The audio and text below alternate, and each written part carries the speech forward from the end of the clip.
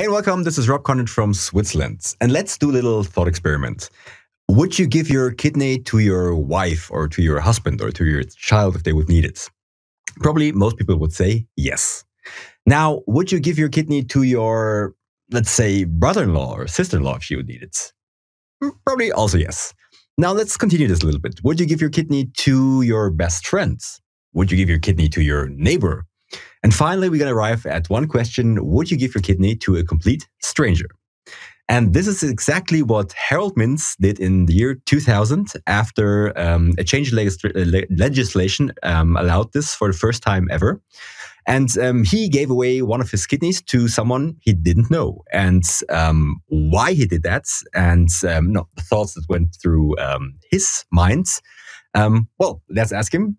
He's online today with me. And thank you very much for taking the time, Harold Mintz. Pleasure, Rob. How are you doing?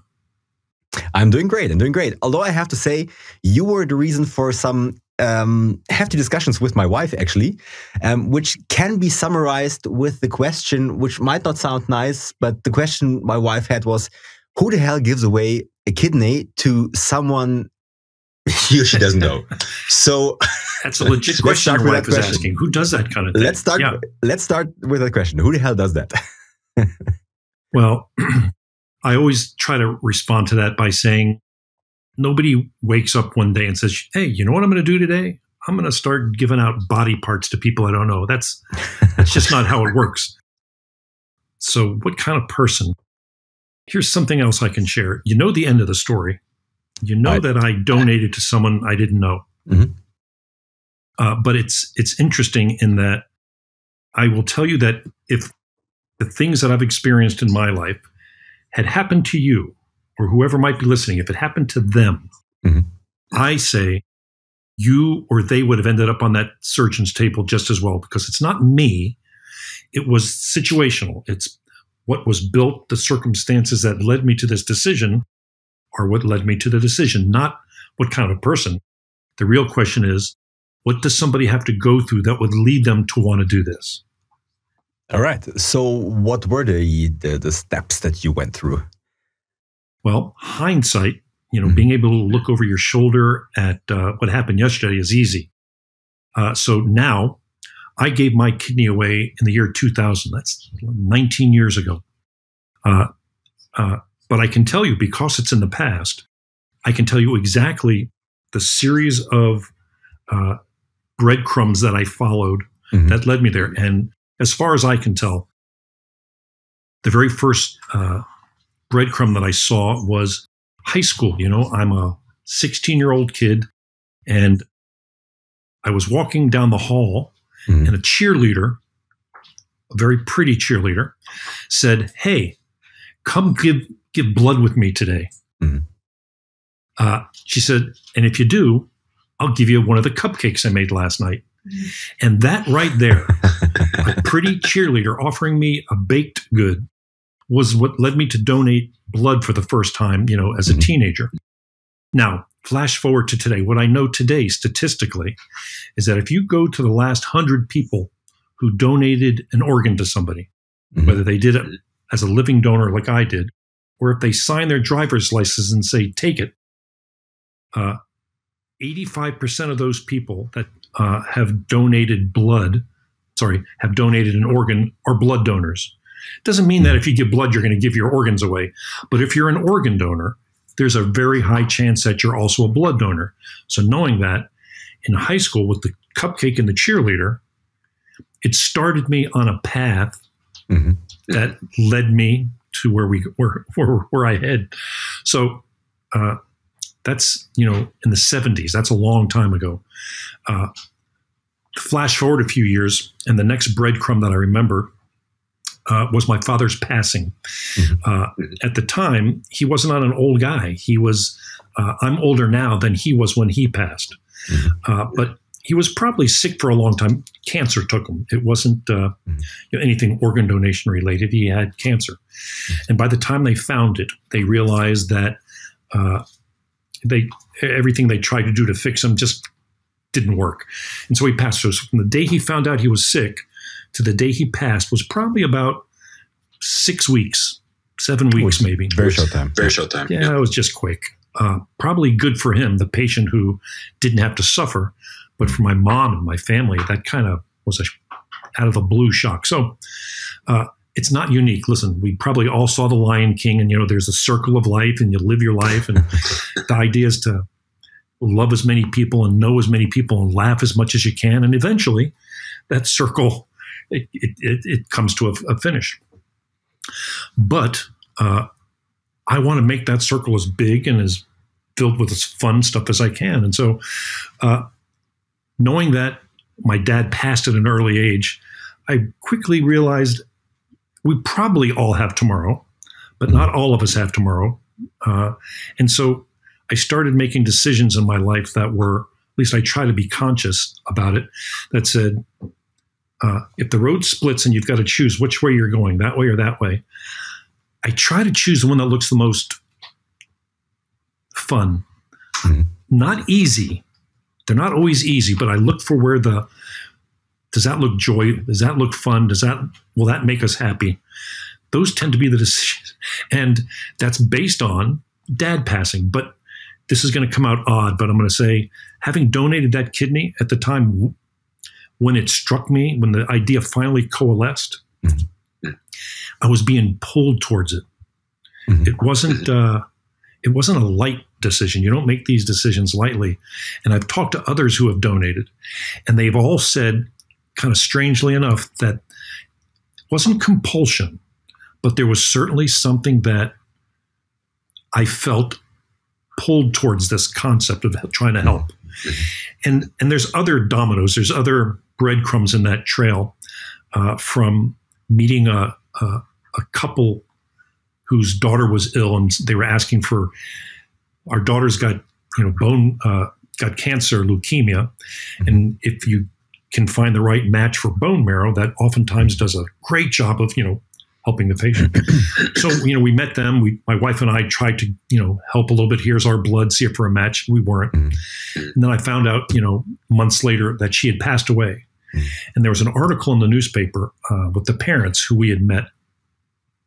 And the parents, as sad as they were, one of the first things I remember reading in that newspaper article was they wanted to thank all the community members that had come forth and tried to help them, save their daughter. We couldn't help her, but because so many of you came out, eventually people will be saved because of that. And wow,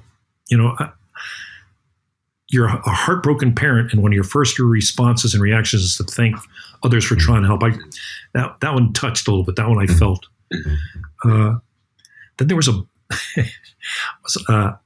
was on a plane going from East Coast to West Coast of the United States. And the movie that was playing, that I was watching, was about a high school football player who has a decision to make. He can continue to be the star of the team and play football, or he can give up the season and give one of his kidneys to save his grandmother's life. And so the story, the movie is, do I save grandma or win the championship? It wasn't a tremendous movie, and I quickly forgot about it, except when the credits are rolling. At the very end, the very last thing on the screen said, for more information about organ donation, call this number. And I wrote that phone number down in the book that I had been reading and truly forgot about it. It just disappeared. A few months later, I'm cleaning out my briefcase and I see that book, and it opens up. And I see the phone number. Mm-hmm. And, hi, I saw that. Can you send me information? I saw the movies. Can you send me information on organ donation? And boy, so quickly they sent me a big stack of brochures about organ donation, the vast majority of which was how to donate after you're dead, or if you want to give to your wife or your kid or something like that. And so I didn't find anything that was even closely related to giving to whoever needs it. And so I called them, and they said, I said, thanks for the information. And they asked me, who's the kidney for? And I said, well, I'm not sure I want to do this, but I'm just asking questions. Are there people in our area that need kidneys? And they said, yeah, there's tons of people. And I said, will somebody die today because they don't have a kidney. And she said, yeah, 25 people will die in the United States today waiting for an organ that doesn't come. And I said, well, I'd like to help. I'd like to see if I can do that. And she said, well, who's it for? I said, no, whoever needs it. And she said, you can't do that. So what do you mean? She said, well, in the U.S., there's something called a waiting list. And the way the federal government maintains that list and the way they keep it structured and ordered, who's on the top of the list, who gets the next kidney, how sick you are, how old you are, how long you've been on the list, what organ or group of organs do you need. And so every second, basically, that list is constantly being resorted, reprioritized, so that the person however somebody came up with that priorities list, whoever needs it the most gets it. And she said, you're not using that list. You're saying just give it to the person in your neighborhood. In my case, I was in the Washington, D.C. area, because I said, give it to whoever needs it the most in Washington. And by doing that, it totally negates the protocol that the government has set up on how you allocate organs when they become available. She said, sorry, you can't do that, but this is kind of crazy. But she said, give us your name and phone number. And if anything ever gets, traction, if anything starts happening, we'll reach out to you. And in my head, I'm thinking, there's no way in hell anyone's ever going to call me back. I called a store looking for my size shirt. Yeah, we'll call you back. They never call back. So I didn't expect anything. But seriously, 2 years later, it's been a full 2 years and my phone rang. And they said, hey, is this the Harold Mintz who said he wanted to give his kidney away? And I laughed. I went, I never said I wanted to do it. I said I had questions. And they said, well, believe it or not, the very first community-based, neighborhood-based organ donation program that allows somebody to give to somebody who they don't know or they're not related to just got approved, and it happens to be in the Washington, D.C. area. If you want, you expressed interest before, please come in with questions. Cool. So I got a sheet of paper, and I literally started writing down questions. So let's say you're going to go into the doctor tomorrow. What do you want to know? What's on your list of questions that you're going to ask the doctor? I'm asking you, Rob. Well, they're going to cut you open tomorrow. What do you want to know? Probably, what are the risks? How will my recovery be? May I die on operation table? Yeah, all of those are on my list. Exactly. So let's go to the die question, because the doctors don't like that. Here's what I said. Sure. What are the chances I won't wake up from that surgery? And they said, well, it's probably the same number of people that won't wake up when you have any kind of surgery, whether it's gallbladder surgery or whatever. It's not the risk of the surgery; it's the risk of the anesthesia in many cases that sometimes affects people. So, but she said, to answer your question, 1 out of 3,000 people won't wake up from general anesthesia surgery. Okay. And my first reaction was, well, that's cool. On hindsight, what are the chances of winning the lottery? It's 1 out of a bazillion. But 1 out of 3,000, that's not nothing. It's not that small, actually. So if you think about it, it's about your life at the end of the day. Yeah. So I go in with that, just like the questions you said. How about, are there eating or drinking restrictions? If I like fried chicken, can I continue to have fried chicken? If I want to have a glass of wine, can I have a glass of wine? And the answer was, you can do anything you want. Giving a kidney away. Here, make a fist, Rob. Make a fist. Doctors will tell you your kidney is about the size of one of your fists. And if you're like most people, you probably have got 2 of them, and they're located in your lower back. And if you have 2 and you take one away, this one gets a little bit bigger, but it absolutely does the work that the 2 did. You don't lose function. You're not unhealthy. It works perfect. It's almost a backup. It's like an extra. Okay. And you can eat fried food and your heart won't love you. And you can have a bottle of wine every night and your liver won't love you. But if you want to give a kidney away, no problem. It has absolutely no impact on that. Kidney doesn't care. Yeah. So I went through all these questions. And when I finished, I said to them, nothing you've said to me has freaked me out. Mhm.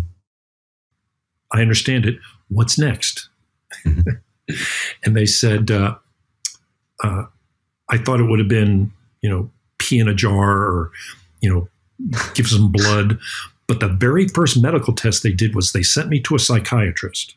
Okay. Because, of course, what kind of knucklehead wakes up in the morning and says, hey, let's find a stranger to give my kidney to? Yeah, that was actually one of the points of the discussion I had with my wife, because she said, look, I mean, it's great and it's absolutely honorable what he did, and it's fantastic, but is there something wrong with him? Is there something like from his previous life that he feels bad about, that he now has the urge to give away his kidneys? What is he trying to compensate? Basically, my wife said, like, he seems like a nice guy, but let me ask him. Let me ask him.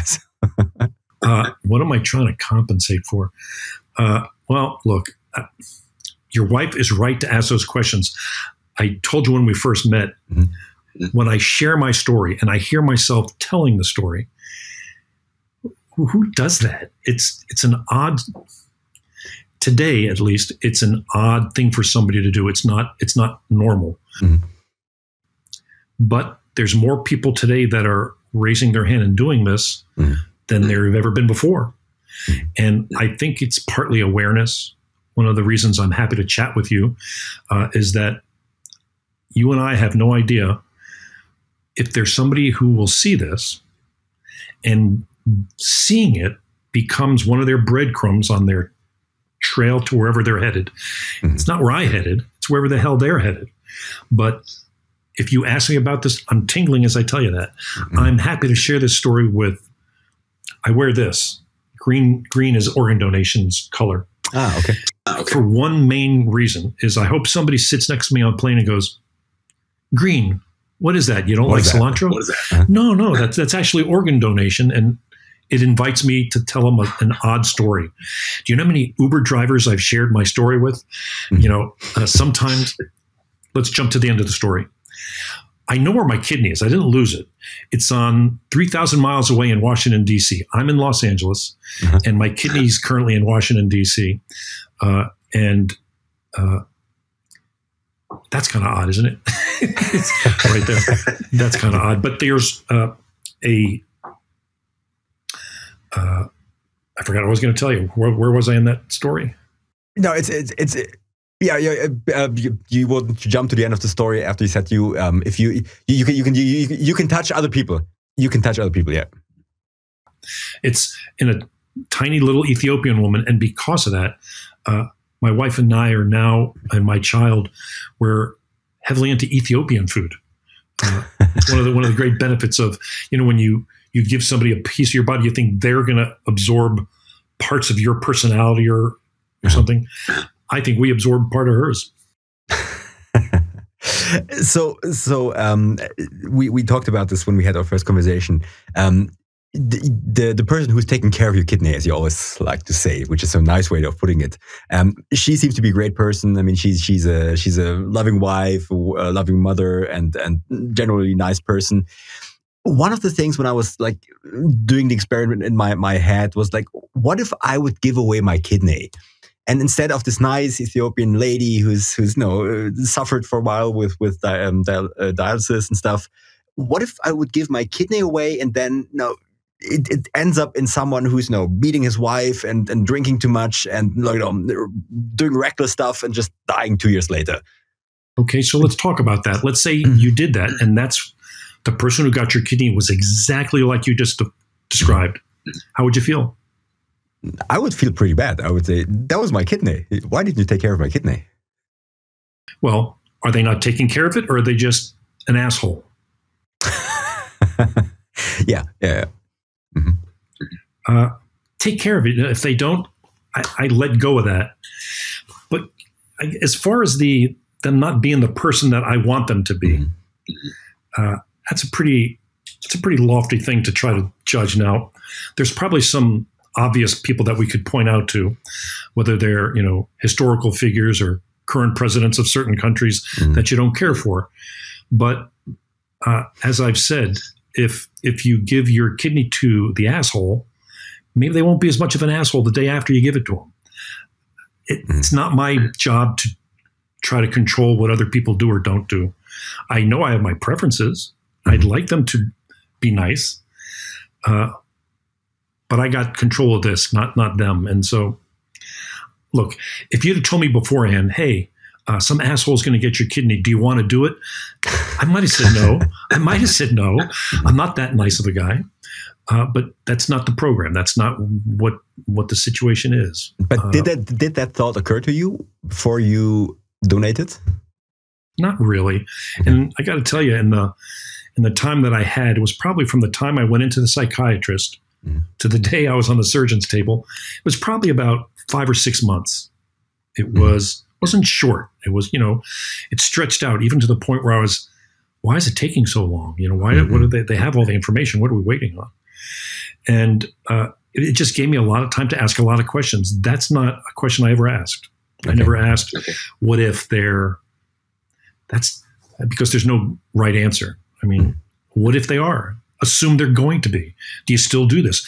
The psychiatrist poked and prodded me with a lot of questions like that the first time around. I think they're trying to determine why, as your wife asked, why would somebody do this? Why would you wake up and do this? And I've always assumed they're looking for answers like, there's some people who like having surgery. There's some people who like the attention. There's some people who, whatever that list is. So I understand. Let's check. But of all the questions I had, I still say that's not been one of them. What happens if? There's too many what ifs that I don't have control over. So that process, you said it started with the psychiatric examination, basically. What was next? So there were some physical checkups, I assume. Yeah, one of the benefits of doing this is they won't take it from an unhealthy person. They seriously check you out, and if you pass their test, at least at the time that you're giving, you're healthy. You're a good candidate to do this, because the Hippocratic Oath doctors take supposedly says, first, do no harm. And that's why people couldn't give a kidney to strangers before, because there is a ethical question that doctors say that might be harming a healthy patient for no good reason. And it wasn't until they tackled that they said, well, let's do a few experiments. Let's try to see if it works. So what are the risks that the kidney of a healthy person fails? Or both kidneys, let's put it this way. One kidney wouldn't be that much of a problem that both kidneys fail, or that the kidney of a person who only has one kidney fails. How big of a chance is there? Well, there's two main reasons. There's probably lots of them, but the two main reasons people end up on the waiting list is chronic kidney disease, something CKD, and diabetes. Now, diabetes here in the United States, it's hard not to find any food that doesn't have sugar in it, but it's a big leading cause of diabetes. And if you are low income and you get food from fast food places and convenience stores, there's even that much more sugar. And you see people walking around with those huge sodas. Super gold. Yeah, it's just crazy. It's crazy. But so those two reasons lead to people losing kidneys. Diabetes oftentimes leads to dialysis. Dialysis is only good for a certain amount of time, and then your body says, I need the real thing. Give me the kidney back. Okay. So if you don't have these two preconditions, because that's something that you would probably know, you would be aware of that, then the chances are relatively low. I mean, there probably might be accidents, or some weird accidents, but other than that, yeah, your kidney should be fine. Let's put it this way. Okay. Most of us are walking around with two healthy kidneys our whole life. There's a statistic. I did a quick check for Switzerland. I did too. Right now, 1,500 people are waiting for an organ in Switzerland, and about 2 people die every week waiting for an organ. Now, 2 people a week in Switzerland. U.S. is much bigger, 25 a day. And one of the frustrating things for me is doctors know exactly what to do to fix these people. It's not like there's a cancer that they don't know how to fix yet. They're working on it and they're trying to fix it. the doctors know exactly what to do to fix these people that need kidneys. They say, okay, Rob, you're an O positive blood type. And they go to the shelf and they look for the O positive matched kidney. And they come back and say, sorry, we're out of those today. Come back tomorrow. And you go, yeah, I don't have tomorrow. I need it now. 25 times a day. They can fix it, but they're just not enough parts on the shelf. So people are dying from a shortage of parts. And as we know, most people die with 2 intact kidneys. At least here in the States, most people don't donate after they're done with them. So there's a gap there. I think in 15 years from now, that fast, in 15 years from today, doctors will be growing kidneys in petri dishes, or 3D printers with biomaterials going to, here's your kidney, and doing things like I did is going to be, you did what? Why don't we just go to 7-Eleven and buy a kidney? It's going to change. It's hard not to see the science just catching up. But today, lots of people are dying in both our countries from something they know exactly what to do to fix. Yeah. So let's go back to process and how you ended up on the operation table. So as the days were counting down, what did you feel? Well, when they told me I passed all the tests, up until that point, I remember I kept telling my wife, there's no way I'm going to pass all these tests, because we knew there were people, in line in front of me trying to get through this new program. And 10 people had tried to get through and were kicked out for one reason or another. They found something in the scans. You answered a question wrong, whatever they'd found out.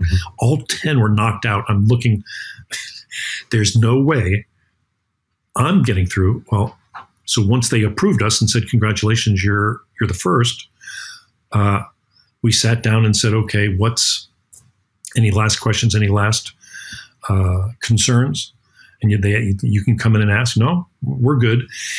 There was a 6-week window between when we said that and when I gave. And so there was a lot of time for me to think about both questioning the decision, who would get it? Do I want to meet them afterwards? Will my life change? How long is it? How bad is it going to hurt? I mean, you go through a standard list.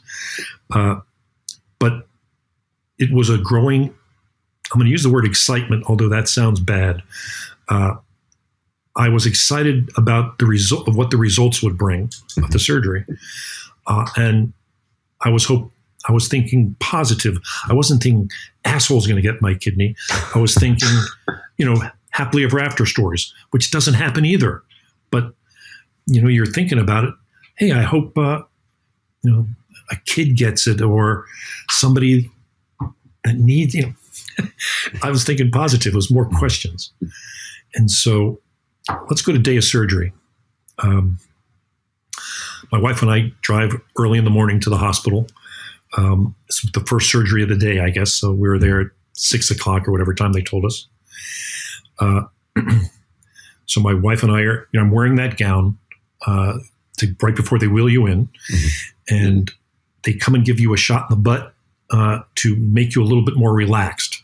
It's not anesthesia. It just makes you happy.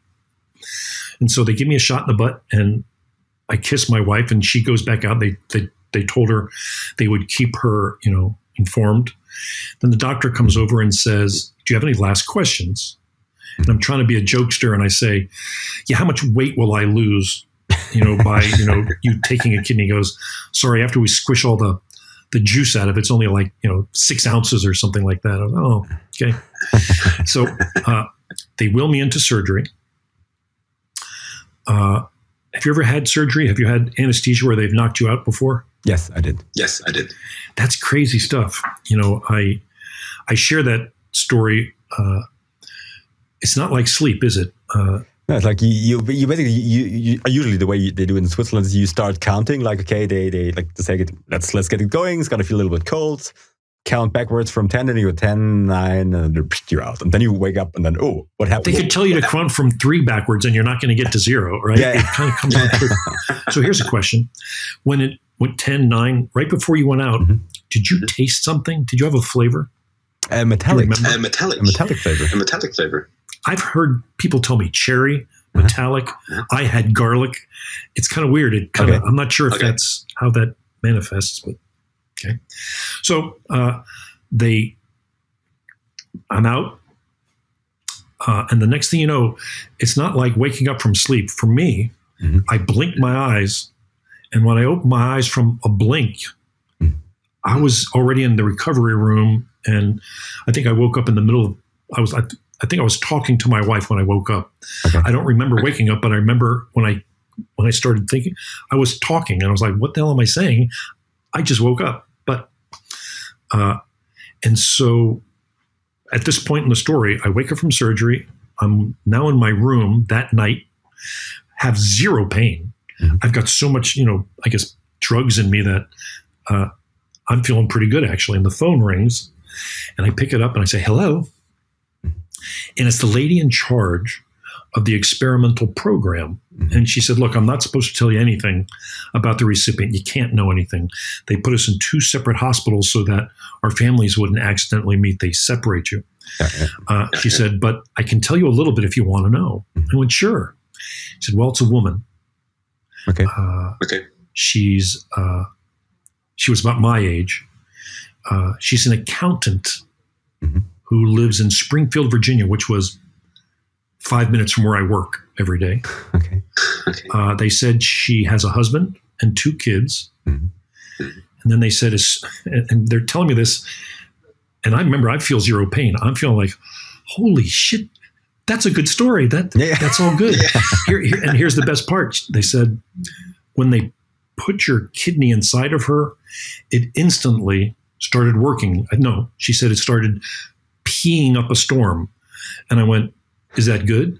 And she said, yeah, that's exactly what it's supposed to do. It started functioning immediately. It's like, wow, that's great.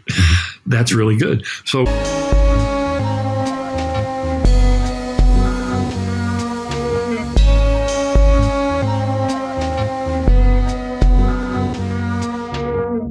here comes the sunshine and burns away clouds like they never were.